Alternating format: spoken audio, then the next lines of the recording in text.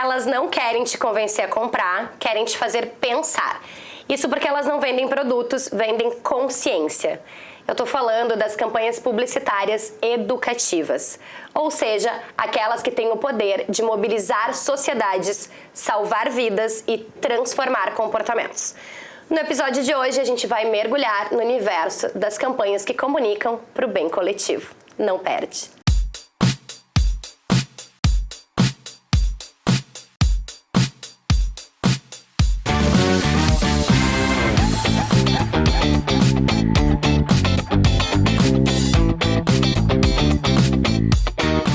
Campanhas educativas têm o papel fundamental de transformar comportamentos e mudar sociedades. Seja por incentivo à vacinação, seja por combate à violência, seja por segurança no trânsito, todas elas têm em comum o bem comum. E para falar sobre isso, hoje eu tenho dois profissionais que conhecem como ninguém essas campanhas publicitárias que visam o senso, o consenso, o comum, a comunidade.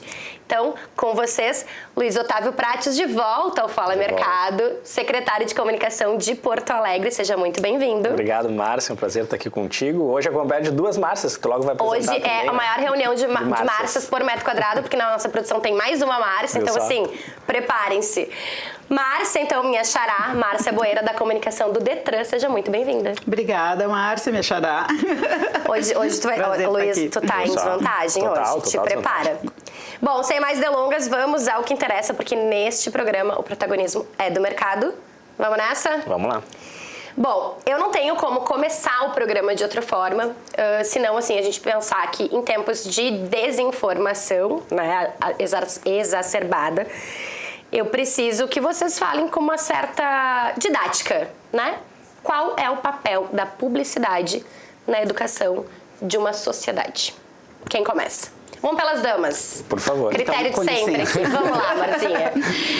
A gente sempre fala que a publicidade não é o único pilar para poder fazer educação, né? Educação inclusive eu estava conversando com o Luiz antes exatamente sobre isso. Quais são os pilares que constroem a educação, seja para o trânsito, seja para outras questões, né? Saúde, pública e tal. A publicidade ela tem um papel, mas a gente precisa que o cidadão seja atingido de diversas formas, e inclusive na parte fiscalização, legislação, entendimento do que é o coletivo, né? E a publicidade tem a parte de demonstrar como que vai se fazer todo esse processo, né? Então, ela não tem exclusividade na educação, né? Ela tem um papel importante, sim, mas é um dos pilares. Assim como a fiscalização não consegue sozinha exercer, a publicidade também não vai conseguir sozinha, né? Ela é meio e não é fim. Exato. A gente às vezes tem hábito, pelo menos no poder público, Márcia e eu conversávamos um pouquinho fora do ar também, de achar que a comunicação vai resolver tudo. Não, a comunicação não vai resolver tudo. A gente tem que ter consciência disso. Agora, o nosso papel é ser indutor, neste caso, no meu caso, para uma cidade mais bem cuidada, enquanto uso da plataforma, de todas as plataformas que a comunicação te proporciona. No caso da Márcia, certamente, na questão do trânsito, sob a responsabilidade do Detran. Obviamente que isso também, por parte da Prefeitura, a gente logo eu vou poder falar um pouquinho mais, a gente vai migrar também para uma campanha de educação para o trânsito, porque a gente entende a necessidade hoje de fazer conscientização, educação para o trânsito. Mas, como a Márcia disse, né, a gente resolve até a página 2. A gente tem que ter um combo de outros produtos junto a uma sociedade para poder ter efetividade nas nossas ações. Então, a questão punitiva fiscalizatória é importante. A questão, por exemplo, a gente comentava o cinto de segurança, né, Márcia? E acho que a Márcia tem mais propriedade para falar do que eu sobre isso, mas o cinto de segurança, ele sim teve lá atrás um papel importante a campanha educativa, mas a fiscalização foi relevante e mais recentemente a tecnologia embarcada, porque hoje tu entra num carro, tu não anda sem o aviso do cinto ficar pitando. Então, tu tem outros mecanismos que fazem com que determinado tipo de resultado seja obtido. A comunicação é parte disso. No meu caso, por exemplo, tratando a questão dos cuidados com a cidade, que o prefeito Melo sempre foi para ele um valor muito caro, e a gente já conversou sobre isso no primeiro governo que eu tive aqui também, né, Márcia? Lá atrás a gente fez o movimento A Gente Vive, A Gente Cuida, que foi aquela campanha, embrião para esta campanha que nós lançamos recentemente, que é o Minha Casa é Minha Cidade. Nós, naquele momento, tínhamos, vou dar um número só para exemplificar o poder que a comunicação também tem, mas não só. 350 focos de lixo na cidade. Focos de lixo é uma esquina, um terreno baldio que eventualmente está inabitado, que as pessoas, por várias razões, vão descartando resíduos. Seja lixo orgânico, seja restos de obra, seja colchão velho, sofá velho, etc, etc. Nós tínhamos aproximadamente 350 identificados no primeiro governo. Com a ação de fiscalização, com os mutirões e com a comunicação, nós reduzimos para 180. Ou seja, a gente consegue medir um pouquinho o nosso resultado, mas não só, né? A partir desse tipo de iniciativa. Enfim, dei um overview aqui geral e te respondendo sobre desinformação, que eu acho também pautaste, né, Márcia? O poder público tem o dever e o papel de ser o pilar da informação, da correção e da transparência. E é o que a gente tenta transmitir. Então, em momentos de desinformação, de fake news, todas as campanhas de conscientização, sejam elas da matéria que for, do tema que for, eles são fundamentais para a gente retomar a consciência da população em relação a determinado tipo de assunto. No nosso caso, cuidados com a cidade, no caso da Márcia, o trânsito e assim sucessivamente, né? Quando a gente fala em campanhas educativas, eu queria entender um pouco com vocês, assim, como que se dá um processo, se a gente for considerar o público, né? Porque vocês precisam comunicar uma população inteira, né? A campanha educativa, ainda que seja, às vezes assim, a gente falava antes de ligar as câmeras, a vacinação de idosos, tá, ok, tem um foco um pouquinho, tem algumas questões que são mais específicas. Mas, naturalmente, vocês, né, têm aqueles dados demográficos da campanha, ele é muito amplo.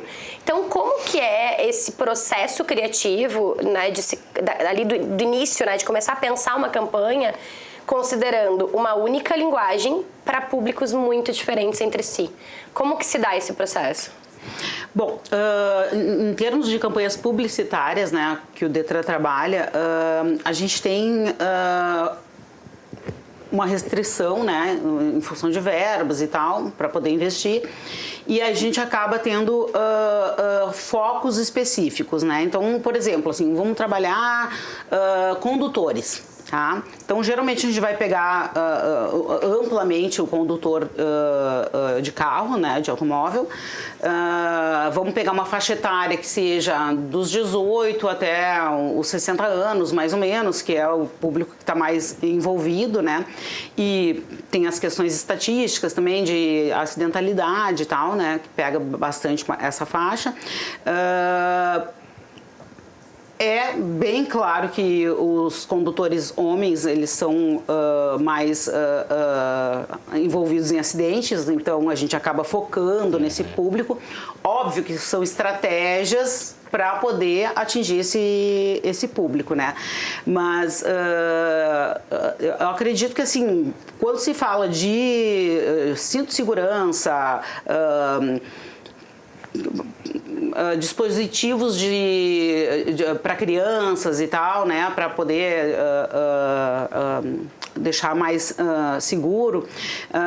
Outras não coisas, usar o celular. Não celular, certamente, né? Outras coisas que são referentes. A própria bebida, né? A bebida é 100%, Sim. A gente tem esse enfoque, né? Claro que a gente faz campanhas também que são para outros públicos, né? Por exemplo, para ciclistas, vamos dizer. Legal. Tá? A gente já teve campanhas bem bacanas assim para ciclistas, mas o foco geralmente é assim, ó, o condutor do veículo automóvel, vamos dizer assim, em relação ao ciclista, né? Respeitar a distância, né? Saber que essa outra modalidade de conduzir, né, na via, ela também merece respeito e espaço. né? Então, geralmente a gente tem esse enfoque, porque o mundo ainda está, né, digamos assim, nosso país ainda é muito centrado na questão do auto, né, do veículo automóvel, né, e tem tido outros enfoques para motocicletas também, mas geralmente esse é o enfoque, né, vamos tratar com respeito o outro condutor, né, porque ainda é muito autocentrado, né, que nem a gente fala, assim, então... Mas vocês conseguem ter um recorte mínimo, assim, de dizer, olha, esse é o maior número que precisa ser impactado, mas essa campanha, essa linguagem também serve para outros tipos de público. Que na verdade a gente não fala só com o condutor de automóvel, né? A gente fala com todos os públicos ao mesmo tempo que a gente dá essa ênfase, porque é o maior número, né? Se a gente for pensar assim em termos de veículos que são registrados no Rio Grande do Sul, não dá nem para comparar, né? Luiz. Olha, o tema é complexo. Eu diria que assim... Eu não diria que é uma linguagem única, sabe, Márcia? Eu acho que um conceito de uma campanha, no nosso caso aqui, Minha Cidade é Minha Casa, ela tem um conceito próprio, que seria um próprio único conceito, mas a gente desdobra em abordagens distintas e a linguagem para a rede é uma, a linguagem para a TV é outra, a linguagem para a rádio se assemelha à da televisão, com peculiaridades.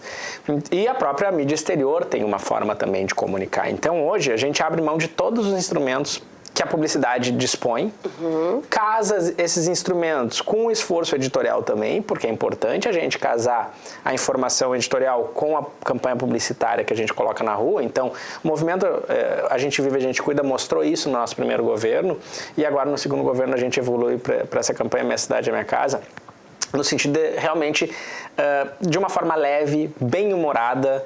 Os filmes, eles traduzem um pouco isso. Para a rede social, a gente está fazendo vários desdobramentos deste conteúdo com uma linguagem, uma abordagem específica. Então, se eu quero atingir o jovem, eu tenho uma linguagem.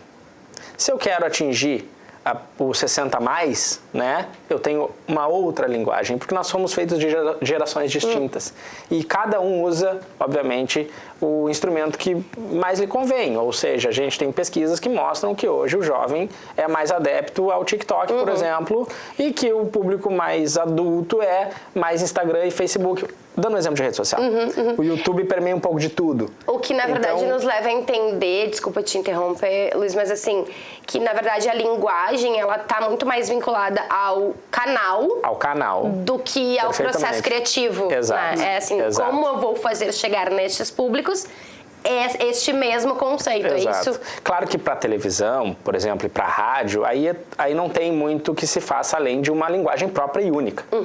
Mas quando a gente tem a oportunidade de diferenciar públicos em rede social, por exemplo, aí a gente aborda linguagens distintas sobre o mesmo conceito. Então, a nossa campanha, por exemplo, a gente traz leveza, a gente faz uma crítica, inclusive um pouco ácida, quem está acompanhando pode perceber. A gente tem 3 filmes rodando nesse momento, mais um jingle com uma música lá do Disco Cuecas, quem lembra dos anos 80 vai lembrar do Rei Tchê.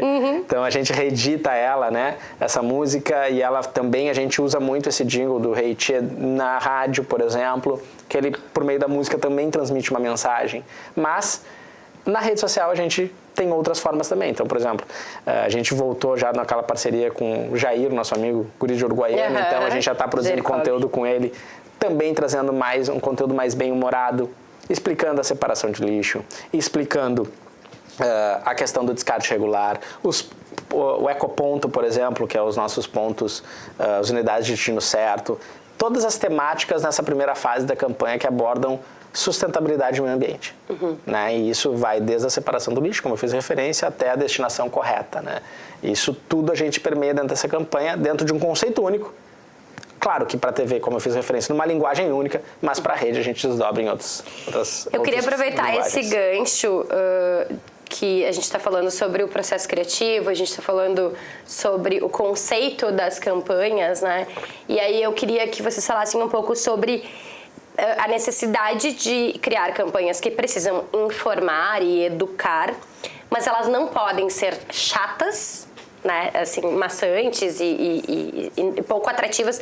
O Luiz trouxe um pouco essa coisa do Jair Cobb, né, da ironia, do sarcástico, do reflexivo, que, né, no final das contas.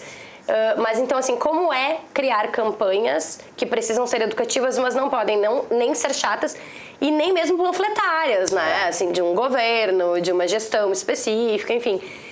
Como fazer isso chegar no público sem ser de uma forma chata e panfletária?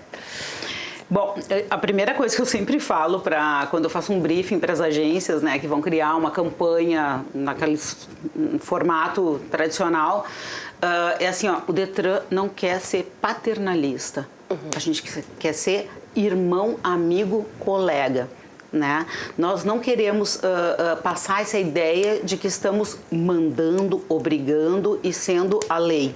Né? O que a gente precisa é que as pessoas entendam o Detran como um parceiro. Né? Nós estamos aqui dando uma mensagem que vai fazer bem para você. Né? E isso é uma das coisas que eu tenho, junto com a equipe toda, né?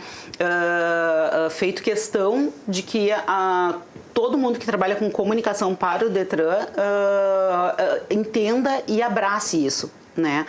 Porque as pessoas não querem ouvir mais alguém dizendo você deve, né? As pessoas querem dizer assim, ó, é melhor para ti. Né?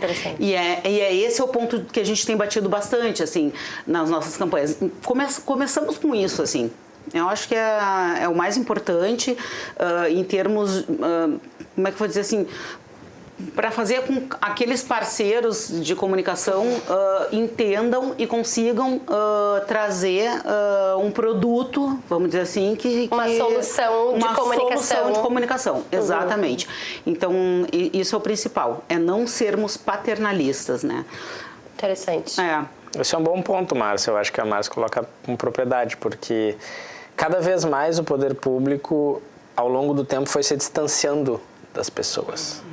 Ao longo do tempo, por mil razões, seja a razão ideológica, seja o descrédito da política, e a política é parte disso, eu acho que o nosso desafio aqui é nos colocar ao lado da população. Ao menos eu percebo isso e pela fala da Márcia me ocorre também. A gente tem que, não é apontar o dedo, a gente tem que conscientizar mostrando o caminho. E o caminho a gente só mostra quando a gente está ao lado de alguém, não impondo alguém. Tudo que vem de forma imposta, ela é desconstruída rapidamente. Tudo que a gente constrói, a gente tem mais chance de ter um resultado exitoso ali na ponta, ali na frente. Então, acho que a Márcia pontuou bem, assim, é o lugar onde a gente está se posicionando. Qual é o nosso local aqui? Bom, eu estou do lado da população, então eu estou do lado da população, eu vou ter, talvez, e essa é a minha percepção ao menos, mais possibilidade de conseguir mudar consciências e mentes do que eu simplesmente apontar o dedo e dizer, olha, jogar lixo na rua é feio, é ruim. No meu caso, tratando a questão do meio ambiente, né? Não, olha, gente, vamos dar um olhar diferente sobre esse aspecto. Talvez, se tu separar lixo, tu não está só ajudando o meio ambiente, tu está ajudando uma série de famílias que dependem da reciclagem, né? Tu não jogar o lixo no chão, ele te gera uma consequência positiva pro teu exercício de cidadão diário que tu tem que fazer, né? A gente é feito de direitos, mas também de deveres, né? Então é um pouco esse olhar, assim, que eu acho que a Márcia trouxe bem e eu complemento aqui. É quase um apontar o problema, mas também dando a solução, né? Me traz o problema, mas me traz a solução, né? Antes da gente continuar o nosso programa, eu quero lembrar a audiência que este Fala Mercado é um oferecimento da Claro. Claro Multi tá na sua, dentro e fora de casa, em qualquer lugar. Por apenas R$ 159 por mês, aproveite. Bom, vocês certamente já participaram de campanhas educativas que deram ótimos resultados, né? Caso contrário, não continuariam fazendo publicidade, né? Com certeza. Quer dizer, até fariam porque é obrigatório, mas enfim. Mas certamente, assim, já deu uma régua para vocês, né? Muito interessante do que fazer, do que não fazer, qual o caminho, qual linguagem, qual público e etc. Como é que vocês, na prática, como é que esse resultado é medido? Como é que acontece essa mensuração? Qual é a régua de vocês para dizer tá funcionando ou não tá funcionando. O Luiz trouxe um pouco, né, na fala inicial ali, nesse overview que de 350 pontos de lixo baixaram para 180, enfim, eu acho que dados é uma coisa extremamente essencial para vocês, mas também tem um pouco de sentir esse resultado na população, como é que é isso? Olha, em termos assim de trânsito, né, do estado, que é onde eu posso opinar com mais força, existe uma dificuldade bem grande de medidas, né? Porque a gente acaba trabalhando com estatística de acidentalidade fatal. Tá? E essa estatística da acidentalidade fatal, ela não é como é que eu vou dizer assim, o reflexo real do trânsito como a gente vive. Porque daqui a pouco eu não morri, né? Desculpa falar assim, mas eu tive sequelas, né? Então a gente tem que ter, ou eu tive danos materiais, né? Que pode ser também uma forma de avaliar. Porém, a gente tem ampliado com outros órgãos, né, a forma de avaliar essas, como é que eu vou dizer, consequências, né, de um trânsito não seguro. E que é onde a gente precisa trabalhar melhor. Mas infelizmente não temos esses dados ainda assim de domínio do Detran, por exemplo, né? Eles estão muito espalhados, assim, tem um pouco IGP, né, que é o Instituto Geral de Perícia, temos um pouco de Detran, um pouco de Polícia Civil, Brigada Militar. Esses dados todos eles precisariam ter no meu entender, eles precisariam ter uma central que organizasse isso para poder ter de fato, né? Então, infelizmente, ainda não temos essa medida estatística, né? Porém, a gente vê muita coisa que é reflexo de comportamento, né? E isso é fundamental para medir como as pessoas estão se entendendo dentro desse contexto do trânsito, porque o contexto do trânsito ele não é apenas fatalidade ou acidentalidade, ele é como que eu vou dizer assim, ele é uma questão de coletividade. Né? Conscientização, e a gente fala mais em sensibilização, porque a conscientização é um processo individual, a sensibilização é um processo coletivo. Perfeito. Exatamente. Interessante.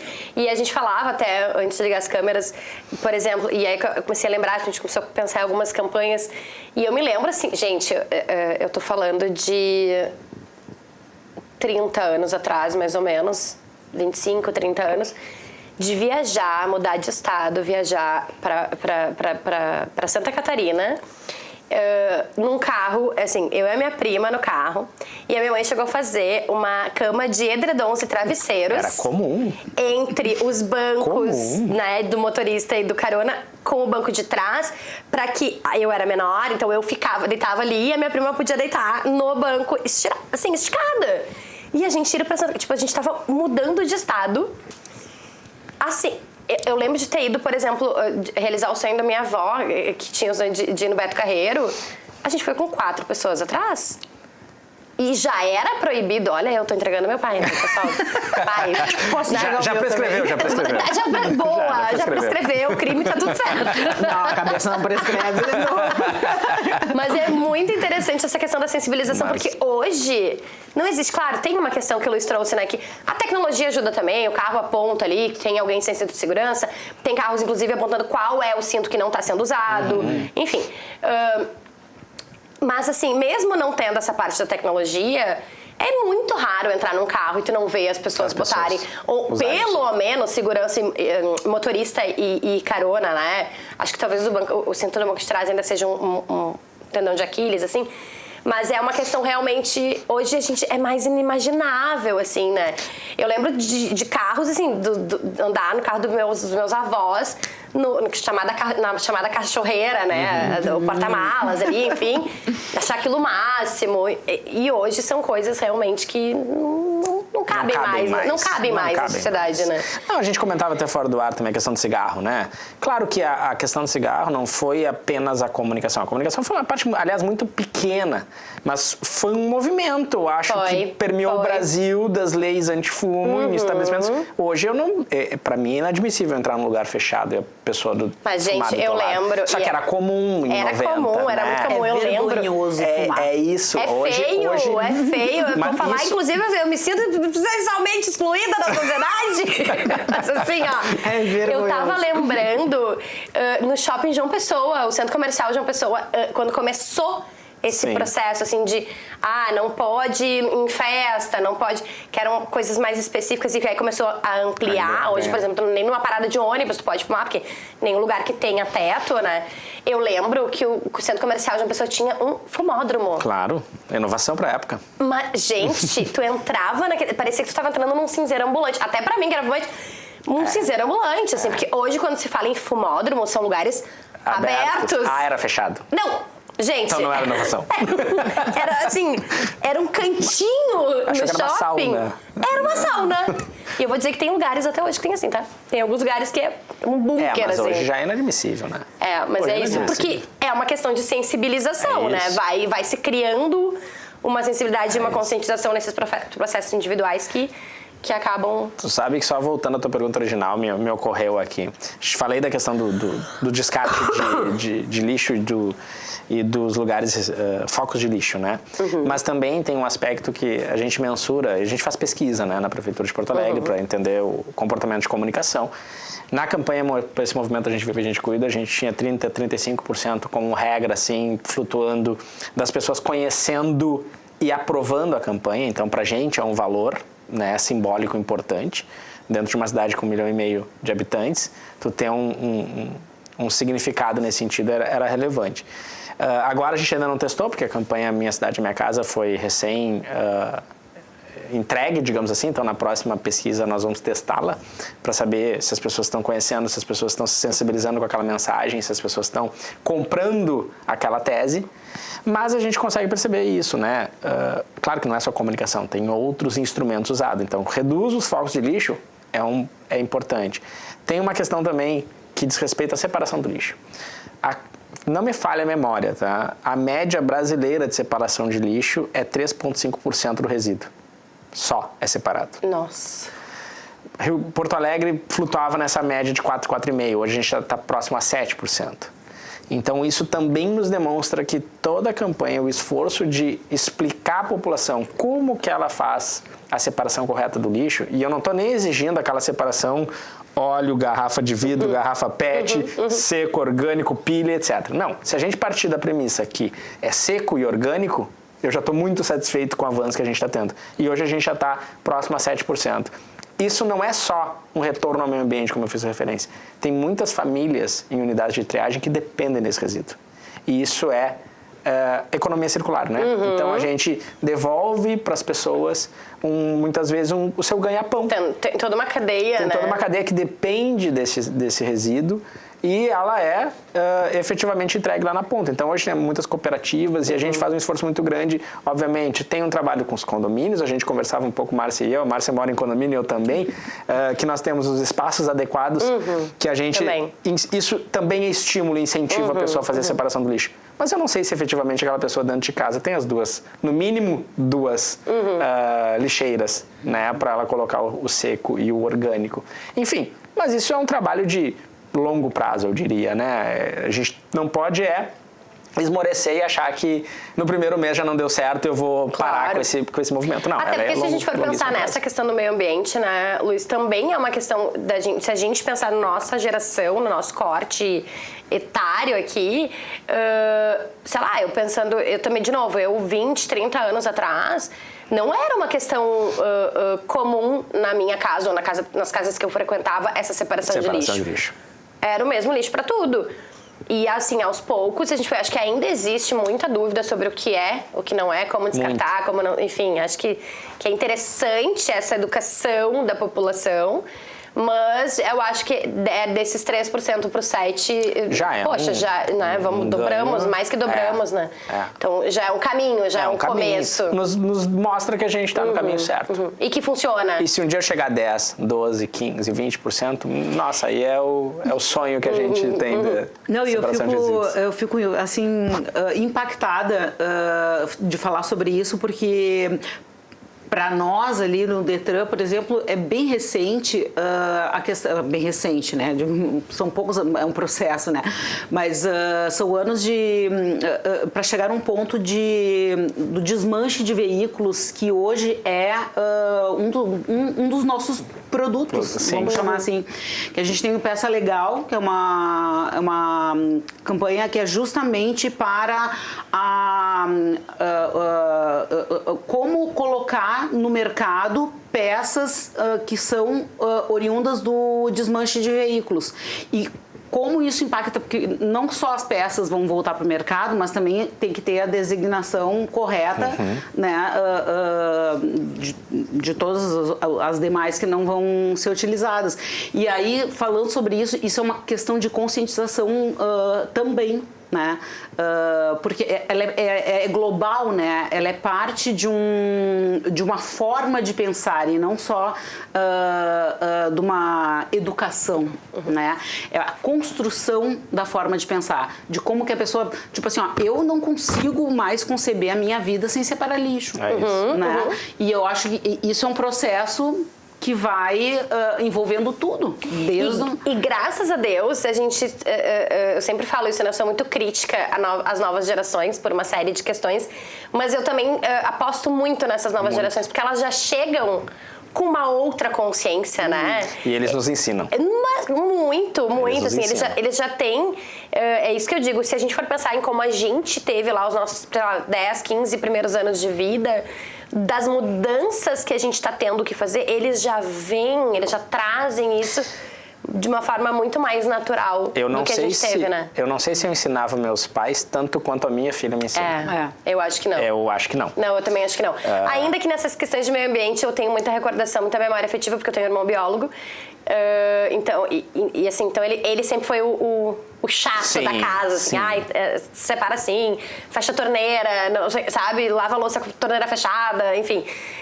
Eu acho que eu tive um pouquinho de privilégio nesse ponto, de ter um irmão muito consciente sempre e tornar isso a profissão dele, mas certeza que eu com certeza não ensinei tanto os meus pais quanto eu aprendo com o meu filho, sem dúvida. Que já é, por isso que eu digo, eles já vêm programados. Eles são melhores do que nós. Mas, graças a Deus, mais evoluídos do que nós, com certeza. Da espécie. Mas é uma questão de sobrevivência, né? Total, com certeza. Total. Com certeza. Eles estão sobrevivendo. Bom, a gente tá aqui falamos de cinto de segurança, falamos de bebida no trânsito, falamos da separação dos lixos. Enfim, quero então saber o seguinte. Acho que todo mundo tem uma campanha para chamar de sua, né? A gente falava um pouco antes de ligar as câmeras de algumas campanhas mais gerais, assim, que a gente nunca esqueceu.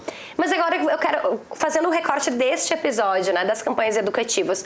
Vocês têm uma campanha educativa para chamar de sua? Então, na verdade, a pergunta é: qual campanha educativa marcou vocês? Eu posso começar, inclusive, eu sempre falo isso. Eu já falei, o Luiz esteve aqui, se não me engano, para falar de... Eu não lembro se era comunicação pública ou comunicação política. Acho que era comunicação pública a primeira, né? A primeira pública. Eu lembro da gente ter citado isso também naquele episódio. Teve uma campanha da Assembleia Legislativa, então assim, já é uma questão meio engessadinha, né? Mas era uma campanha sobre a conscientização da violência contra a mulher. Eu não vou falar o ano porque eu vou errar, eu realmente não lembro, mas eu lembro de ter sido impactada, talvez porque o tema realmente, óbvio, né, me impactava como mulher, mas eu lembro de ter achado uma campanha ousada para a Assembleia Legislativa, que era tapete não chuta, maçaneta não empurra, que falava muito desses dados das desculpas ali, né, que as mulheres agredidas, esse passar de pano, né, que, enfim, às vezes essa miopia emocional acomete as mulheres agredidas. Então, eu lembro das imagens, inclusive, assim, tipo, de uma maçaneta e um olho roxo, sabe? Assim, então, maçaneta não dá soco. Chocava mais, né? E esse choque, eu lembro de ter achado ousado por se tratar de um órgão público. Talvez se fosse sobre uma marca, sei lá, talvez não me impactasse tanto naquela época. Então, pronto, já dei a minha, agora eu quero ouvir de vocês. Quais são as campanhas preferidas educativas?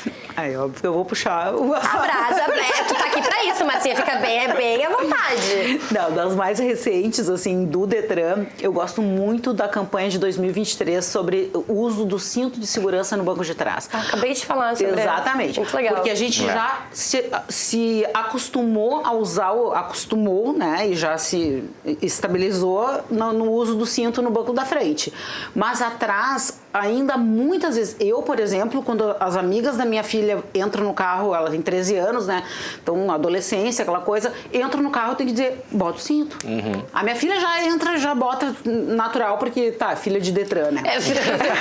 Eu não queria esperar menos, né? Mas as amigas, eu tenho que dizer, bota o cinto, né? E tal, tá, não é uma coisa naturalizada, Não, sabe? não. Então a gente teve essa campanha em 2023 que era justamente para abordar esse uso, né, o do cinto no banco de trás. E o nome da campanha foi Desculpas. Quais eram as desculpas que as pessoas usavam para não utilizar o cinto no banco de trás? Gente, eu sou apaixonada por essa campanha, assim, a gente fez uma ação com um aplicativo, né, desses aplicativos, né, pode falar? Sim, aplicativo de transporte de passageiros. Que foi muito bacana, que a pessoa entrava sabendo que ia participar de uma ação, mas não sabia o que era e de quem era. E aí o motorista perguntava, oi, por que tu não botou o cinto? E as desculpas das pessoas eram, foi amassar minha roupa, sabe? Ou porque, não, eu tô cheia de coisa aqui, é logo ali. Né? Então, as desculpas para uma coisa tão básica que é um dispositivo de segurança. A gente tá se olhando e pensando assim, ai meu Deus. Quantas desculpas Quantas dessas eu já usei? nos últimos tempos. Essa aí, olha, foi uma das minhas campanhas favoritas de Muito trabalhar. bom, realmente. Eu lembro dessa receitas. campanha, eu lembro inclusive que foi uma campanha bem premiada aqui nos nossos prêmios locais, né, do mercado, da indústria criativa gaúcha. Então, realmente, assim, é uma campanha que a gente se identifica naquela vergonha, não é nem alheia, é a nossa vergonha mesmo de dizer, ai, socorro. E pra ti, Luiz? Eu tava em Santa Maria ainda, morava em Santa Maria. Acho que foi por volta de 9 ou 10. Não tinha ainda as minhas raízes estabelecidas em Porto Alegre e acho que a Prefeitura de Porto Alegre mesmo lançou a primeira campanha de conscientização, na minha avaliação, assim, que foi muito exitosa, foi o Curto Eu Cuido. Que depois ela veio a ser... Ela foi lançada, se não me engano, no Capitólio. A Gente Vive, a Gente Cuida foi no Capitólio, foi a nossa, que foi no primeiro governo, 2022. 12 anos antes aproximadamente, teve o Curto Eu Cuido. Eu Curto Eu Cuido. Logo ainda... estavam surgindo as redes sociais com mais força, por isso que eu acho que foi em torno de 2009, 2010. Facebook ali explodindo. Tanto que a marca era o joinha do Facebook. Sim, então, achei muito bacana. E lá de Santa Maria, imagina, uma campanha local de Porto Alegre me impactou em Santa Maria. Me lembro muito dela, assim. E depois a gente veio fazer o A Gente Vive, a Gente Cuida, dando um novo sentido de uma ideia nascida, e veja que o desafio era o mesmo, em 2009, 2010, de consciência coletiva ou de sensibilização em relação a uma cidade mais bem cuidada para 2022, para 2025, né? Então, a gente está falando aí de 15 anos de campanhas muito semelhantes, ou pelo menos com os mesmos objetivos. Exato. O propósito é esse, né? De cuidar, né? Bem cuidar a cidade, que afinal de contas a cidade é de todos nós. Todo mundo não é do prefeito, vive, não é do secretário, não é do servidor público, ela é da gente, né? Claro. Então, Dos cidadãos. dos cidadãos, exatamente. Eu posso fazer uma observação, uma campanha que eu acho que foi sensacional e marcou todos nós, e é da cidade, então já tô tirando, né, o assado e a brasa. Já puxou a brasa, agora vamos generalizar. A campanha da mãozinha, né? Eu ia comentar a campanha da mãozinha também. Foi uma campanha que da marcou. faixa de segurança. A campanha da mãozinha também foi muito disruptiva naquele momento. Nossa, é verdade, é verdade. Me ocorreu aqui. Como eu me lembro, década de 90, a gente falava, década de 90, a primeira do cinto, a primeira campanha de uso de cinto que eu tenho memória, na década de 90, também me marcou muito, assim. Não pela criatividade, mas pelo meu momento. Aí é muito reflexão individual. E se a gente sair um pouco da questão do do órgão público, ainda que as campanhas educativas sejam muito mais presentes nesses lugares, nesses ambientes. As campanhas do Vida Urgente, né? Do Vida Urgente, que com certeza. eu lembro muito, que é também trânsito, né? Eu lembro de ter sido impactada, de não saber o que eram as borboletas no asfalto. Lembra que eles pintavam ali onde tinham os acidentes? E depois que eu comecei a descobrir o que significava aquilo, o quanto isso realmente foi impactante. Então, eu acho que... se a gente puxar na memória, a gente vai trazer boas reflexões. É verdade. Sobre boas campanhas, seja do poder público, mesmo da iniciativa privada, de empresas que em algum momento pautaram temas como a violência contra a mulher. Eu me lembro de campanhas de empresas, de marcas, tratando dessas temáticas. Eu acho que a gente está num momento, em termos de sociedade, em que as marcas também estão levantando bandeiras, se posicionando. Então, acho que isso também, a publicidade ganha e a população mais ainda, né? Com certeza. Pra gente encerrar, então, a nossa última pergunta. Em uma frase ou uma palavra, o que não pode faltar numa campanha educativa para ela ser bem sucedida? Aquele silêncio. Senso comum é criatividade. Perfeito. Que toda campanha, para poder atingir um objetivo, ela tem que ser criativa. Para sensibilizar, ela tem que ser criativa, né? Mas aí é senso comum. Eu diria que... Acho que propósito talvez seja uma palavra também forte que eu acho que poderia alcunhar, assim. Eu acredito na coletividade. Propósito e coletividade. Adorei as palavras. Gente, muitíssimo obrigado. Mais uma vez, então, no caso do Luiz Otávio, minha xará, seja muito bem-vinda.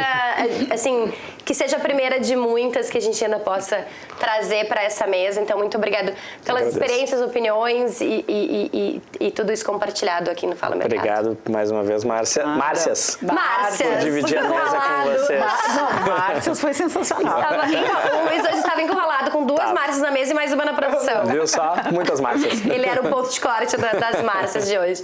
E para vocês que ficaram com a gente até aqui, muito obrigada pela sua audiência, sempre muito importante para nós. Lembrando daquela nossa cartilha de final de programa, curte, comenta, compartilha, te inscreve no canal e ativa o sininho para o YouTube te avisar sempre que tiver conteúdo novo. E aqui no Fala Mercado sempre tem. Te espero semana que vem. Tchau, tchau.